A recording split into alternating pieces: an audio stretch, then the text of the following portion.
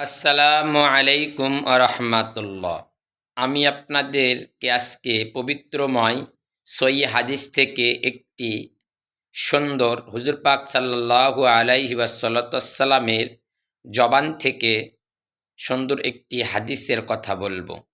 হুজুর পাক সাল্লাল্লাহু আলাইহি ওয়াসাল্লাম বলছেন, উম্মাত এবং উম্মাতিগণ, তোমরা শোনো, তোমাদের যখন মাহে রমজান নিকটবর্তী হয়ে যাবে, তোমরা বেশি বেশি করে তাওবা ইস্তিগফার পাঠ করতে থাকবে।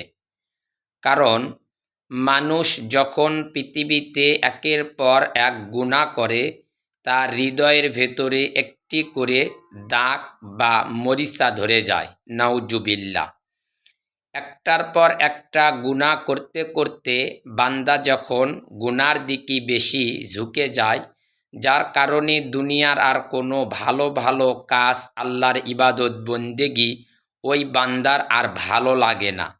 এই জন্যে ওই বান্দা গুনাহ শুধু করতেই থাকে।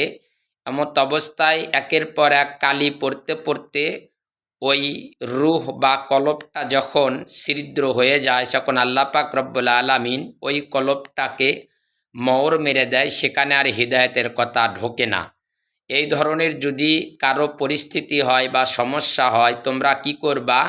তোমরা বেশি বেশি করে মাহে রমজানে তাওবা ইস্তিগফার পাঠ করবা, আল্লাহ রাব্বুল আলামিনের গুণগান করবা, তার সিফতসানা নামগুলোকে তোমরা স্মরণ করবা। তোমরা যখন আস্তাগফিরুল্লাহ বেশি বেশি তাওবা এবং আল্লাহ রাব্বুল আলামিনের নাম স্মরণ করবা, এই স্মরণ করার মাধ্যমে তোমাদের ওই কলব থেকে একটি একটি করে দাগ বা কালি ওখান থেকে নষ্ট হয়ে যাবে, ওখান থেকে উধাও হয়ে যাবে। আলহামদুলিল্লাহ।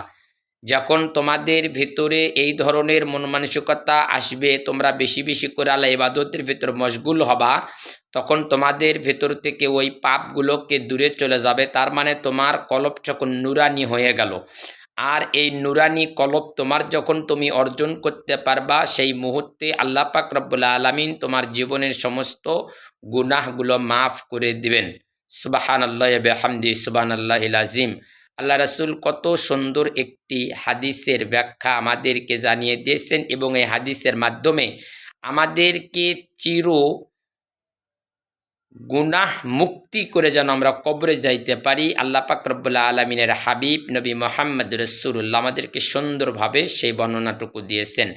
আসুন আমরা বেশি বেশি করে মাহে রমজানে তাওবা ইস্তিগফার পাঠ করি এবং নিজের গুনাহ মাফ আরও দ্রুত গতিতে যেন হয়, আল্লাহ রাব্বুল আলামিনের কাছে আমরা বেশি বেশি করে পানাহ চাইতে থাকি। সবাই ভালো থাকবেন, সুস্থ থাকবেন।